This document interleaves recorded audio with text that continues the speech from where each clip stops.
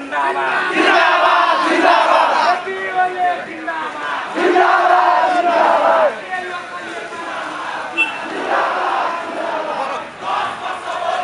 Solo महीने जिंदाबाद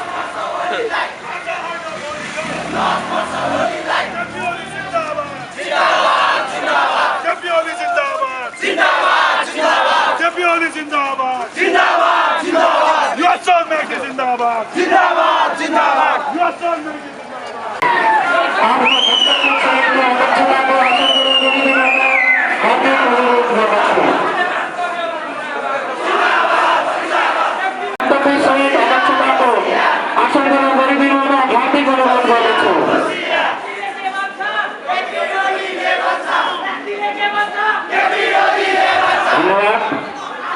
कार्यक्रम सञ्चालक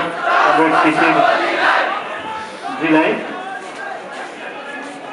राष्ट्रिय युवा सङ्घ नेपालले आयोजना गरेको यस बृहत् उहाँ साबिक युवा सङ्घको उपाध्यक्ष पनि हुनुहुन्थ्यो। यस्तै गरी केन्द्रीय सदस्य सन्तोष रावलज्यू, केन्द्रीय सदस्य सुरज केसीज्यू को पार्टी तर्फबाट निर्वाचित बेली नगरपालिका को हाम्रो नेकपाको तर्फबाट निर्वाचित फेरि पनि सम्झिन चाहे र साथै म यस स्टेजमा निक्ल्याउन चाहन्छु। कमरेडहरू, म तपाईहरुलाई सोध्न चाहन्छु, तपाईहरु गोलीको पछि लाग्नुहुन्छ कि गोलीको पछि लाग्नुहुन्छ? भन्नुस् कमरेडहरू, तपाई कसको पछि लाग्नुहुन्छ? गोलीको पछि।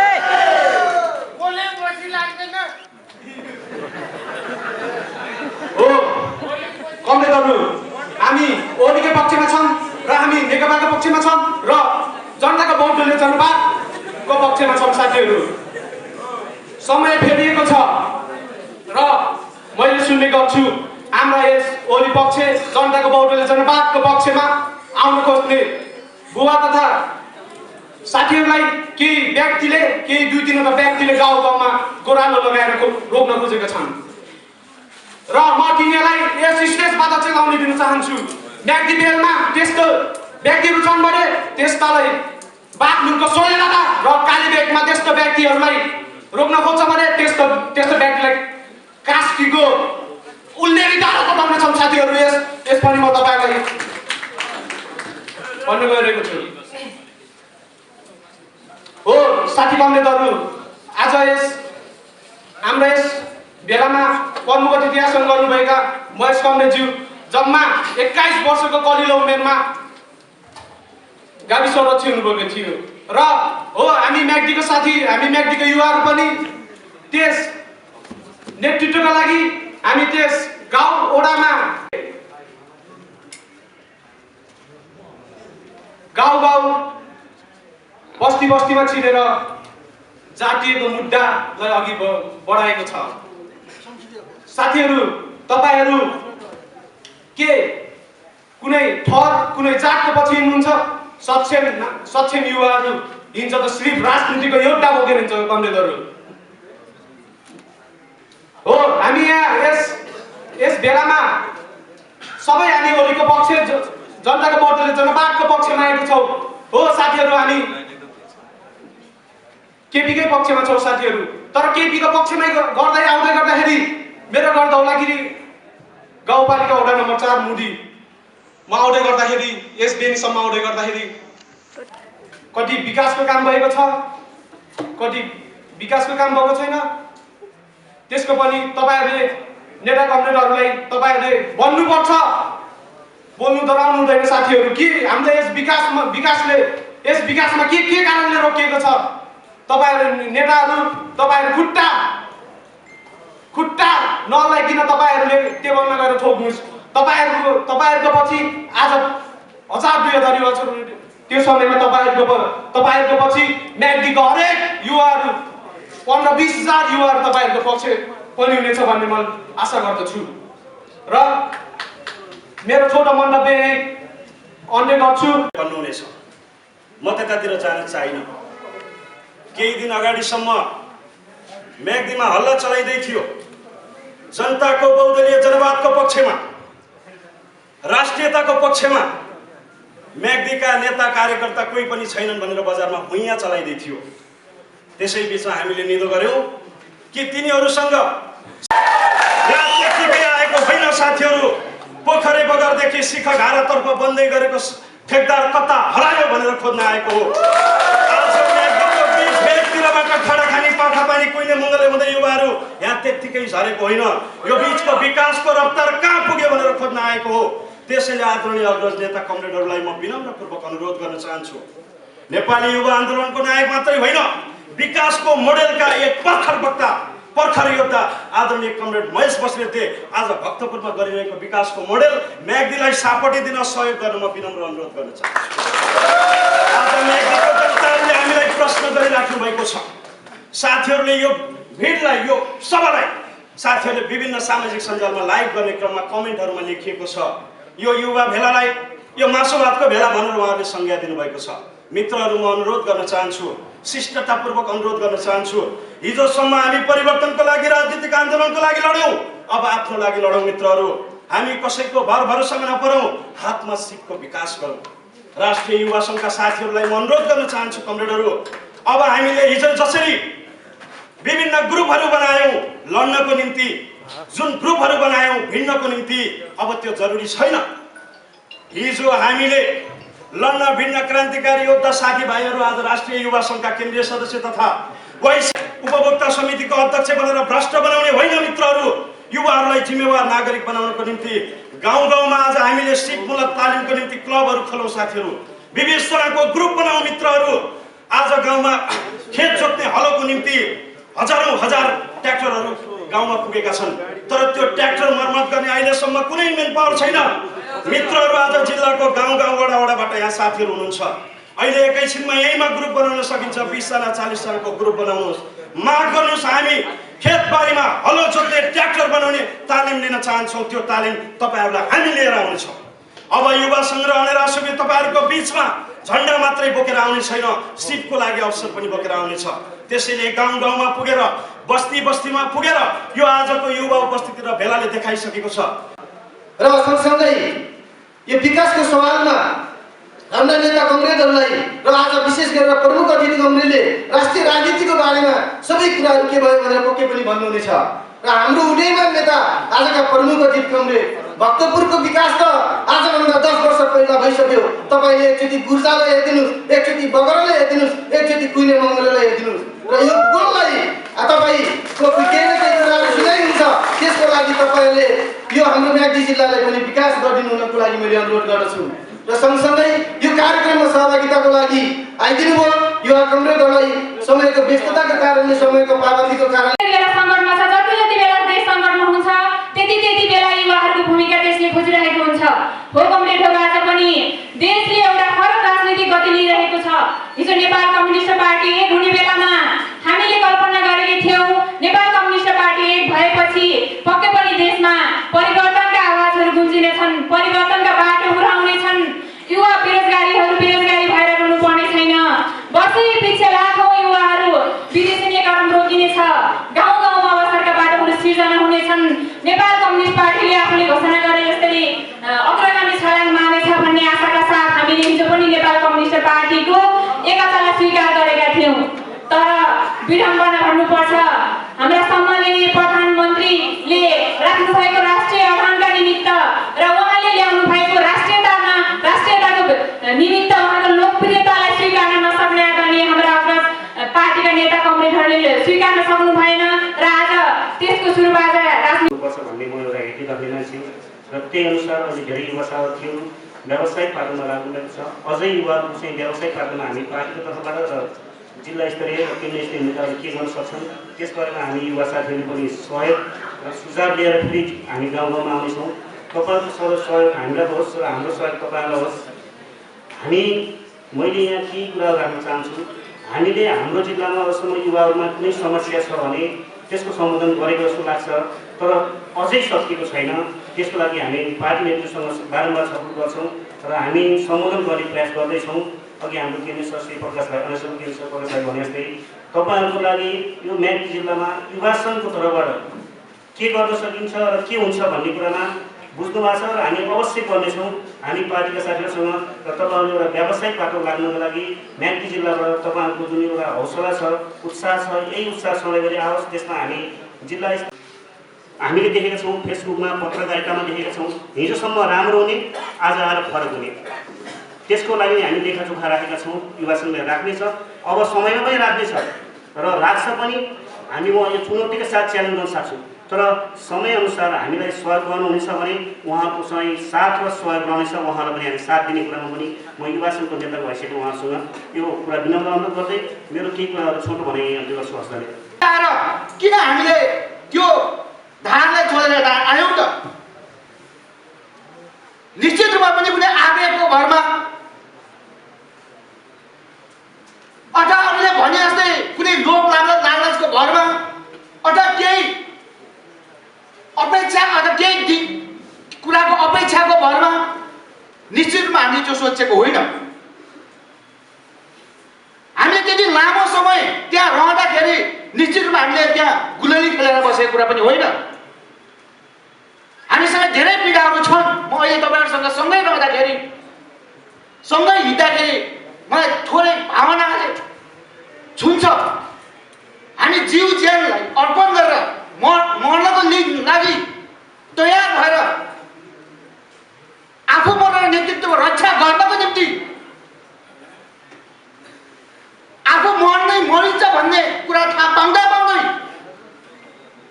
युद्धमा हामी सहभागी भएका थियौँ।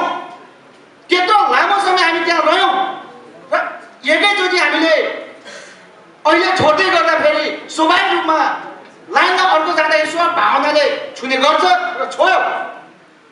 तर फेरि पनि ती भावनाले चल्ने कुरा होइन।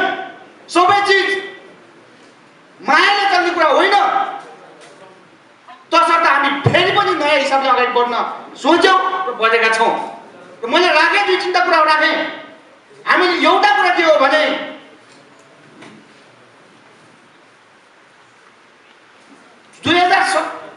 सत्तरी सालमा हामी एउटा चुनाव प्रक्रियामा गयौँ।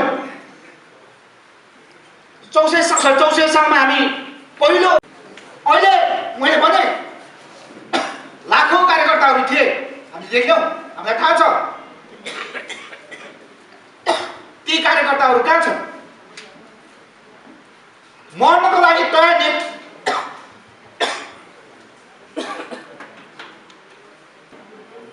देशलाई बनाउनु पर्छ भन्ने ती चाहना राख्ने ती क्रान्तिकारी कार्यकर्ताहरू कहाँ छन्? त्यो पर्सनल थाहा छ? त्यो सोध्नु पर्छ कि पर्दैन? त्यो हेर्नु पर्छ कि पर्दैन? त्यसको जिम्मेवारी पर्सनल ल्याउनु पर्छ कि पर्दैन?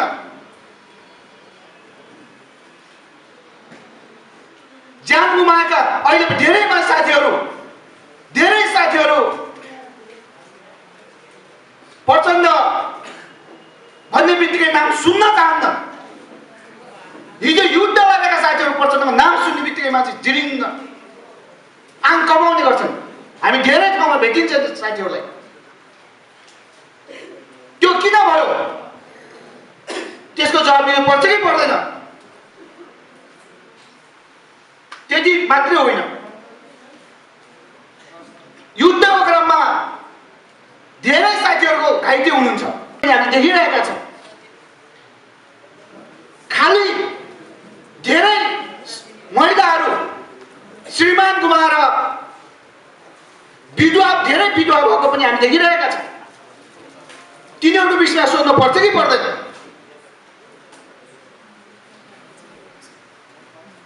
यी धेरै कुराहरूले धेरै विषयहरू छन्, त्यसको जवाब दिनुपर्छ। हामीले भनिरहेका छौँ त्यसको रिजल्ट हुनुपर्छ। मतलब परिणाम त्यसको के त? अब परिणाम त्यो हामीले खोज्ने परिणाममा होला नि। नेकपा ओली नेतृत्वले ओली कमरेडले गरेको नेतृत्वको पार्टी हो भन्ने कुरा आज घाम जस्तै छर्लङ्ग भइसकेको छ। मैले धेरै बोलिरहनु पर्ने, तपाईँहरूलाई बताइरहनु पर्ने छ जस्तो मलाई लाग्दैन।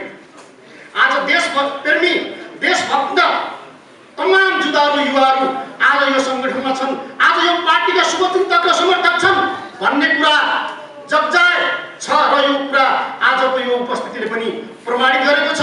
यसका निम्ति म आयोजकलाई धन्यवाद दिन चाहन्छु।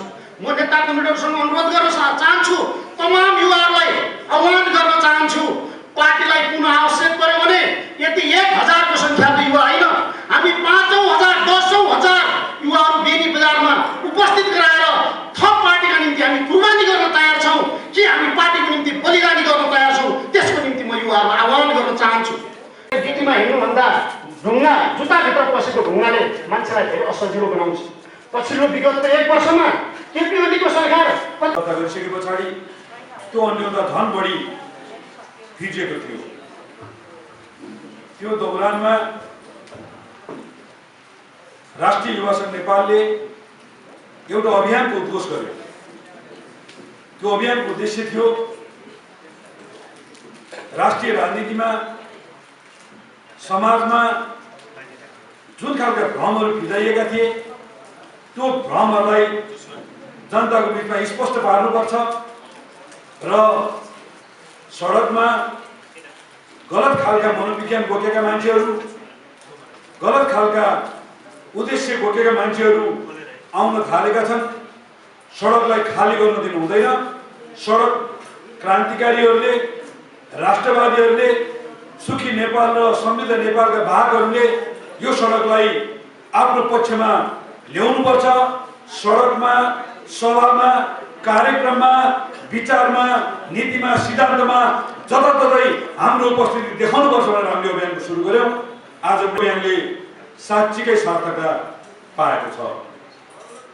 कतिपय साथीहरू भन्नुहुन्छ परिस्थिति जटिल छ, परिस्थिति दुःखद छ। मलाई लाग्दैन परिस्थिति जटिल छैन, परिस्थिति दुःखद छैन। मिडिया हेरेर, सोसियल मिडिया हेरेर परिस्थिति जटिल र दुःखद मान्ने साथीहरूलाई म मैदान हेर्नको लागि अनुरोध गर्छु। जब तपाईँ मैदान हेर्नुहुन्छ परिस्थिति कहीँ जटिल छैन, कहीँ दुःखद छैन। हो, परिस्थिति अलिअलि असहज चाहिँ छ। त्यो असहजता हामीले निम्ताएको असहजता हो भन्ने मलाई लाग्छ। काँक्रो खाने बेलामा हामीलाई अघिल्लो पुस्ताले सिकाउनुहुन्थ्यो, काँक्रोको दायाँ बायाँ काटिन्छ सानो सानो, अनि यस्तो घोटेर तितो तितो जा मिठो मिठो आ, तितो तितो जा मिठो मिठो आ भनिन्छ, यस्तो फालिन्छ। मलाई लाग्छ अहिले हामीमा देखिएको असहजता भनेको काँक्रो काट्ने क्रममा त्यो तितो तितो जा भनेर हामीले फालेको सानो टुक्रा मात्रै भएको छ। वास्तवमा सिङ्गो काँक्रो, मिठो काँक्रो यही नेकपाको मूल धारणा छ। त्यो कुरा म्याग्दी आएपछि पनि हामीले महसुस गर्यौँ। म्याग्दी आइरहँदाखेरि पनि मञ्चमा रहेका यिनै अनुहारहरू म्याग्दीको कम्युनिस्ट आन्दोलनको मूल प्रवाहका नेतृत्वहरू यही हुनुहुन्छ। तपाईँ युवा साथीहरू हिजो युथ फोर्स बनाएर यो मुलुकलाई सामाजिक न्यायको पक्षमा जबरजस्तै हिँडाउने प्रति यही आज उभिएको छ। हिजो क्रान्तिका नाउँमा अराजकतावाद र क्रान्तिका नाउँमा आतंकवादका विरुद्ध आफ्नो शरीरलाई कुर्बानी दिएर आफ्नो ज्यानलाई दाउमा राखेर लड्ने पङ्क्ति यही छ। अधिकांश पङ्क्ति यही आज उभिएको छ। र आजको दिनमा पनि यो मुलुकको समृद्धिको लागि, क्रान्तिको लागि, समाजवाद उन्मुख अर्थतन्त्र प्राप्तिको लागि, राष्ट्रिय एकताको लागि, मुलुकको सरम सत्ता स्थापना गर्नको लागि र मुलुकको अखण्डताको लागि उभिने शक्ति आज यही छ। यस बारेमा मलाई लाग्छ पार्टी विभाजन भएको छैन, पार्टीको सानो टुक्रा चोइटेर गएको छ। हामीले केही मेहनत गरे पछाडि हामी तन्दुरुस्त अवस्थामा आउनेछौँ, हामी पुरानै अवस्थामा फर्किनेछौँ। यो कुरामा हामीले कुनै आशंका राख्नुपर्ने, हामीले कुनै भ्रममा रहनुपर्ने, हामी कुनै त्योभन्दा दिग्भ्रमित भएर हिँड्नुपर्ने अवस्था छैन, हुने छैन। र हामी दृढताका साथ जब यहाँबाट फर्केर गाउँ गाउँ जानेछौँ, बस्ती बस्ती जानेछौँ, यो अभियानलाई निरन्तरता दिनेछौँ। मैले यिनै कुरा तपाईँहरूको सामु अनुरोध गर्न चाहन्छु, तपाईँहरूलाई निर्देश गर्न चाहन्छु। जहाँसम्म तपाईँहरूले उठाउनुभएका केही राष्ट्रिय राजनीतिका सवालहरू, तपाईँहरूले चासो राख्नुभएका केही स्थानीय विकास निर्माणका सवालहरू छन्, म संक्षिप्तमा त्यसलाई केही प्रकाश पार्ने प्रयत्न गर्छु। राष्ट्रिय राजनीतिमा संसद विघटन गर्ने प्रक्रिया स्वाभाविक हो कि अस्वाभाविक हो? संवैधानिक हो कि असंवैधानिक हो, अझ निरङ्कुश हो कि लोकतान्त्रिक हो, प्रतिगामी हो कि अग्रगामी हो, यो नेपालको राजनीतिको जबरजस्त सुरु भएको बहस हो। के संसद विघटनको प्रक्रिया नेपालमा पहिलोचोटि भएको होइन। 46 साल पछाडि पनि संसद विघटनका विभिन्न अनुभवहरू छन्। गिरिजाप्रसाद कोइरालाले 2051 सालमा संसद विघटन गर्नुभयो। मनमोहन अधिकारीको सरकार, जहाँ माधव नेपाल रक्षा मन्त्री हुनुहुन्थ्यो, केपी शर्मा ओली गृहमन्त्री हुनुहुन्थ्यो, त्यो सरकारले 52 सालमा संसद विघटन गर्यो। नयाँ जनादेशको निमित्त निर्वाचनको मिति तय गर्यो। अहिले पनि कमरेड केपी शर्मा ओलीले संसद विघटन गर्नुभयो। नयाँ जनादेशको निमित्त आउँदो वैशाख 17 र 27 गते निर्वाचनको घोषणा गर्नुभयो। संसद विघटन गर्ने प्रक्रिया प्रधानमन्त्रीको त्यो विशेष अधिकार हो, त्यो विशेष प्रक्रिया हो। यदि त्यो असंवैधानिक थियो भने संविधानमा संसद विघटनको बारेमा कुनै धाराहरू लेखिने थिएनन्। संविधानमा त्यो धारा उल्लेख भइसके पछाडि यो असंवैधानिक हो भनेर गरिने तर्कहरू यो कुतर्क हो। संविधानमा उल्लेख भएका कुनै पनि धाराहरू असंवैधानिक हुँदैन, त्यो संवैधानिक भएर नै संविधानमा लेखिने गर्छ। अर्को कुरा, संविधानमा अहिलेको भावना के हो? संविधानको 76ले के भनिरहेको छ, 85ले के भनिरहेको छ, यस्ता बहस नेताहरूले गरिरहेका छन्। मैले तपाईँलाई छोटोमा भन्छु, हिजो 52 सालको संसद विघटनको प्रक्रियालाई अदालतले मान्यता दिएन। 51 सालको संसद विघटनको प्रक्रियालाई अदालतले मान्यता दियो। त्यो दुईटा घटनालाई तपाईँ तुलना गर्नुहोस्। 51 सालमा गिरिजाप्रसाद कोइरालाको संसद विघटनको प्रक्रियालाई अदालतले मान्यता दिएपछि नयाँ म्यान्डेटका साथ मनमोहन अधिकारीको सरकार आयो। गिरिजाप्रसाद कोइरालाको अलोकप्रिय सरकारलाई जनताले सबक सिकाए र मनमोहन अधिकारीको सरकार आयो र जनताले गरेको निर्णय सही हुन्छ भन्ने कुरा त्यो सरकारले पुष्टि गर्यो। वृद्ध भत्ता त्यही बेलामा आयो, एकल महिलाहरूको भत्ता त्यही बेलामा आयो, आफ्नो गाउँमा भइरहेको कार्यक्रम त्यही बेलामा आयो, 900 को कार्यक्रम गरेर सडक सिँचाइ जस्ता असंख्य कार्यक्रमहरू त्यही बेलामा सुरु भयो र नेपालमा भौतिक पूर्वाधारको विकासको नयाँ युगको सुरुवात मनमोहन अधिकारीको सरकारले गर्यो। फैसला गर्नेछ, निर्णय दिनेछ। हामीले लामो राजनीतिक अस्थिरताको कारणले संविधान निर्माण गर्दा 2-3टा पाटोलाई ध्यान दिएका छौँ। हाम्रो नमराज कमरेड संविधान निर्माणको एउटा सशक्त योद्धा भएको कारणले पछि उहाँले पनि यसमा व्याख्या गर्नु होला। म पनि त्यो दौरानमा उद्योग मन्त्रालयको जिम्मा सम्हालेको कारणले कतिपय कुराहरूमा हामी प्रत्यक्ष साक्षात्कार छौँ। मूलतः दुईटा कुराबाट हामी गाइडेड गरेर संविधान बनाएका छौँ। हाम्रा शासकीय स्वरूपका सन्दर्भमा 70 वर्षदेखि अस्थिर सरकार बन्यो। 1 वर्षभन्दा बढी कुनै सरकार टिक्न सकेन। त्यसो भएको हुनाले हामीले स्थिर सरकार बनाउने कुरामा यो संविधानलाई, यसको शासकीय स्वरूपलाई बडो गम्भीरताका साथ ध्यान दिनुपर्छ भन्ने आम जनताको भावना थियो। निर्वाचित राष्ट्रपति हुनुपर्छ भन्ने तत्कालीन माओवादी केन्द्रको माग थियो। त्यो माग धेरै वर्षसम्म जायज पनि थियो।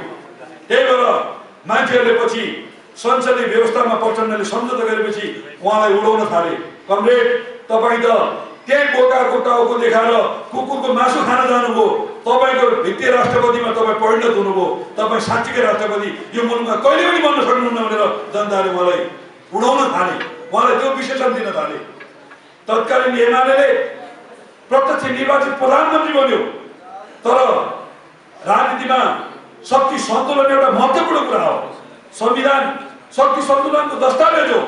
62-63 पछाडिको राजनीतिक शक्ति सन्तुलनका हिसाबले काङ्ग्रेस, एमाले र माओवादी केन्द्र यो तीनटा बीचको शक्ति सन्तुलनले मात्रै संविधान बन्न सक्थ्यो र त्यो शक्ति सन्तुलनको आधारमा शासकीय स्वरूपमा हाम्रा नेताहरूले प्रत्यक्ष निर्वाचित राष्ट्रपति र प्रधानमन्त्री छोड्दिए र सुधारिएको संसदीय व्यवस्था भनेर संसदीय प्रणाली अपनाए।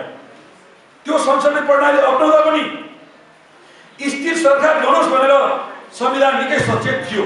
त्यसो भएको हुनाले त्यहाँ एउटा सरकार बनेको 2 वर्षसम्म अविश्वासको प्रस्ताव ल्याउन पाइँदैन भन्ने कुरा राखियो र संसद विघटन गर्ने सन्दर्भमा पनि संविधानले के भन्यो भने संसदमा अर्को सरकार बन्ने वैकल्पिक सम्भावना छ भने विघटन गर्न हुँदैन भन्ने कुरा व्याख्या गर्यो।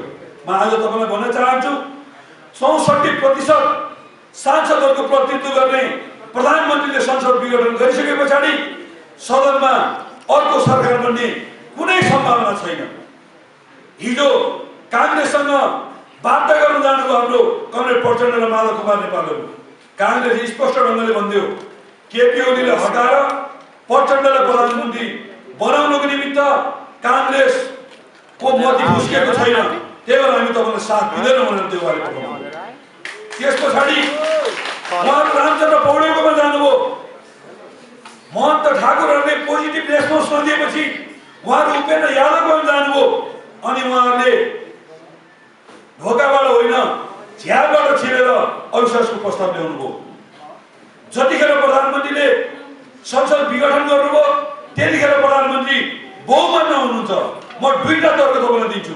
किन भन्दाखेरि यदि प्रचण्ड कमरेड र माधव कमरेडसँग हामी सांसदहरूको बहुमत थियो भने त्यो अविश्वासको प्रस्ताव उहाँहरूले संसदीय दलमा दिने हो। त्यो अविश्वासको प्रस्ताव संसद सचिवालयमा पेश गर्ने होइन। यो भनेको दुईटा राजनीतिक अपराध उहाँले गर्नुभयो।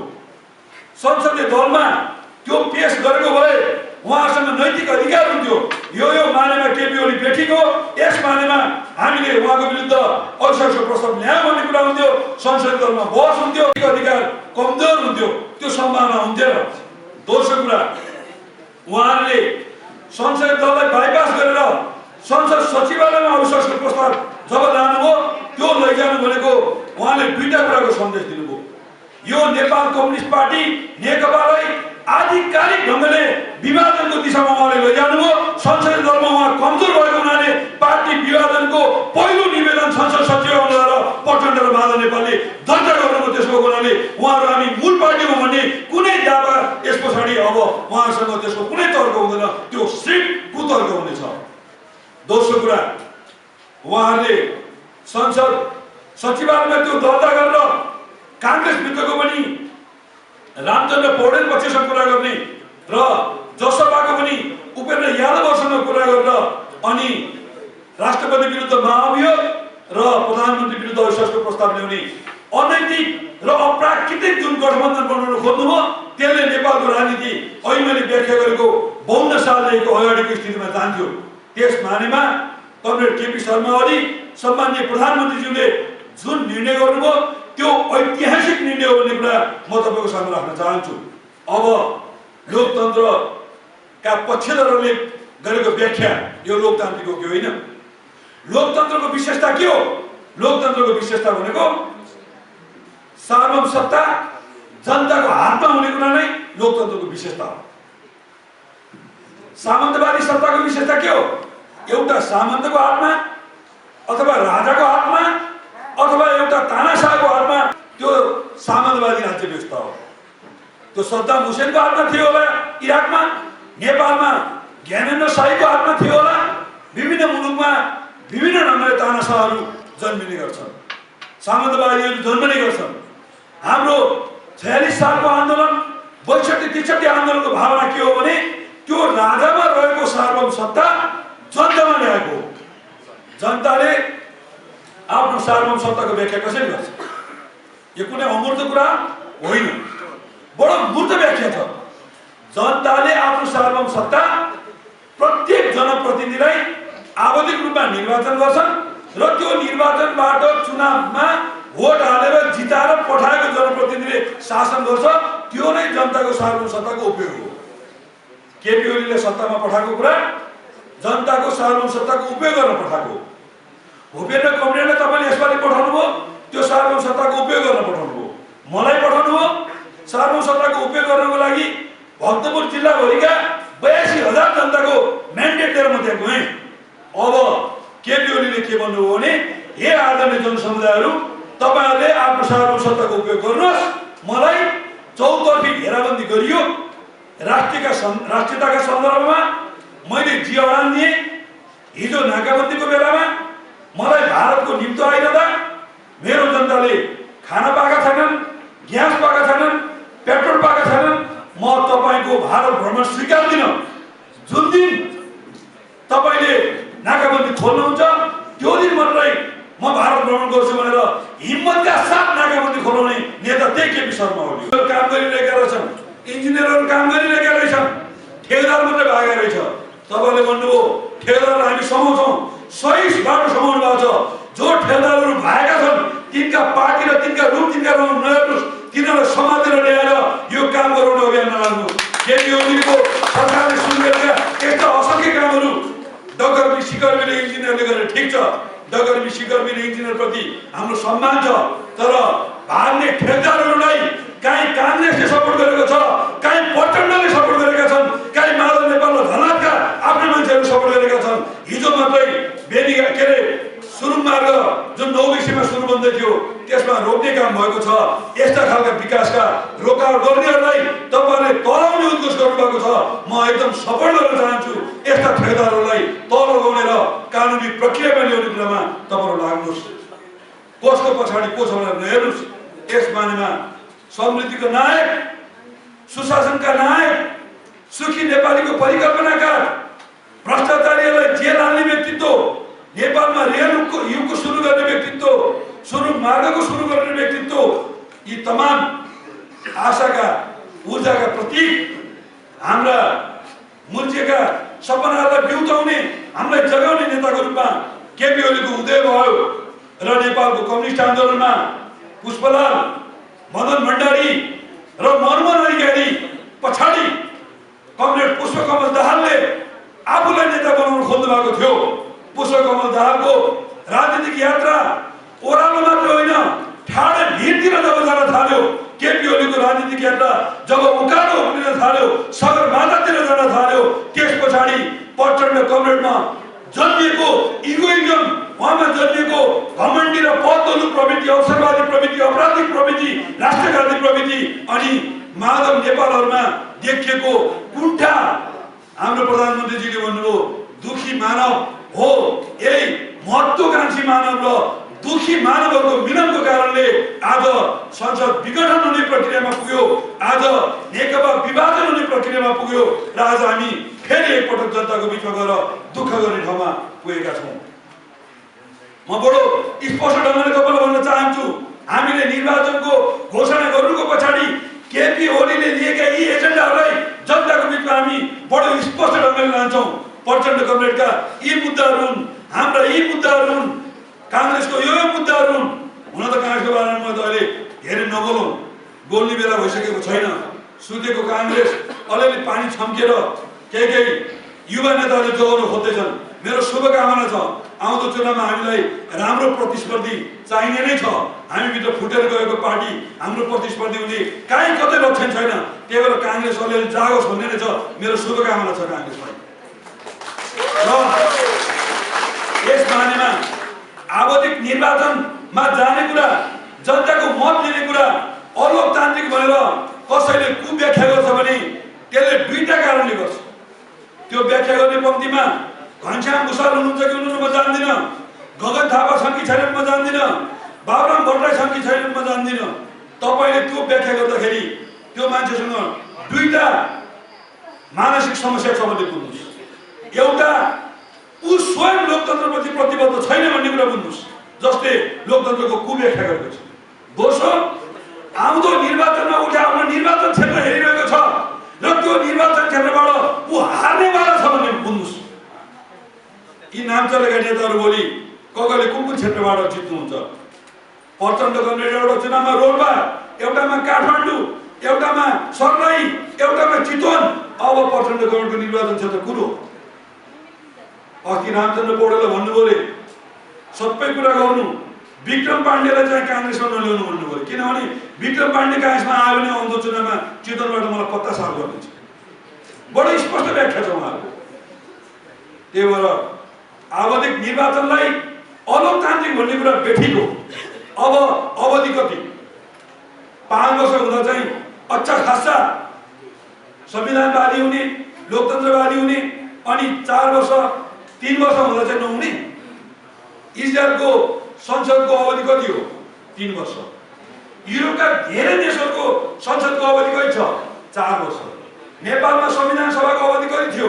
4 वर्ष। पहिलो संविधान सभामा संविधान बनाउन नसके पछाडि केपी ओलीले गरे 1 वर्ष थपिदिनु 5 वर्ष हो। दोस्रो संविधान सभा 4 वर्षमै बन्यो। अहिले केपी ओलीले 3.5 वर्षमा चुनाव गर्दै हुनुहुन्छ। केपी ओलीको सरकार बनाउँदा 2 महिनासम्म सरकार बन्न नदिने खेल भयो, त्यो चाहिँ लोकतान्त्रिक भयो। अनि 3.5 वर्षमा चुनाव गर्ने कुरा अलोकतान्त्रिक भनेर कसैले व्याख्या गर्छ भने यो कुव्याख्या हो। मैले रोदन हेरिरहेको छु साथीहरू। संसद पुनर्स्थापना गर्छ, अदालतले गर्छ। संसद पुनर्स्थापना अदालतले गर्छ कि गर्दैन? उहाँले राख्नुभएको तर्क ठिक हो कि हामीले राखेको तर्क ठिक हो? एकातर्फबाट उहाँहरू वकिलको स्टाइलले तर्क गरिरहनु भएको छ, अर्कोतिर हामी पनि वकिलको स्टाइलले तर्क गरिरहनु भएको छ। तर यो फैसला न्यायालयले गर्ने हो। अहिले बनेको इजलासले यसको फैसला गर्छ, न कि यो कुनै प्रायोजित मिडियाहरूले आफ्नो परिवारको नाउँमा पैसा खर्च गरेर दिएको मिडियाले गर्ने फैसला होइन। आज धेरै प्रायोजित मिडियाहरूले कथित संविधानविदहरू, कथित वकिलहरूलाई डाकेर व्याख्या गर्न खोज्दैछ संसद पुनर्स्थापना हुन्छ।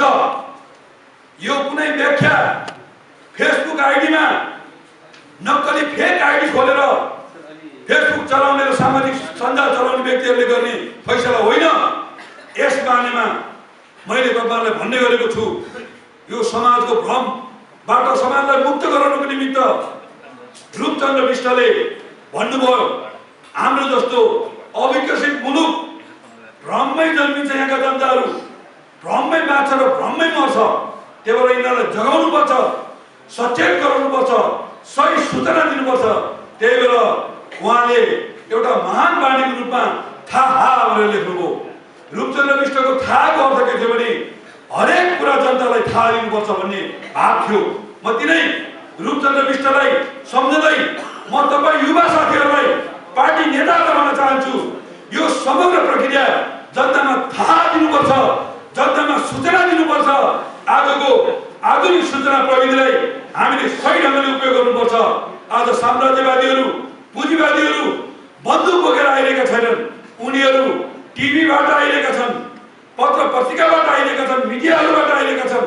तब हाम्रो मोबाइलमा आइरहेका छन्, ल्यापटपमा आइरहेका छन्, कम्प्युटरमा आइरहेका छन्, सोसियल मिडियाबाट आइरहेका छन्। त्यही भएर हामीले भन्यौँ हिजो कुनै बेलामा जनसेना बनाएर युद्ध गर्नुपर्ने युग थियो, हिजो कुनै बेलामा युथ फोर्स बनाएर प्रतिवाद गर्नुपर्ने युग थियो। अब आज जनसेना बनाउन आवश्यक छैन, युथ फोर्स बनाउन आवश्यक छैन। अब आज साइबर सेना बनाएर टोल टोलबाट गाउँ गाउँबाट जनतालाई सही सूचना दिए पुग्छ। यो कुरा तपाईँ हामी लाग्नुपर्ने छ। मैले यति कुरा निर्वाचनको सन्दर्भमा, संसद विघटनको सन्दर्भमा कुरा राखेँ। अब रह्यो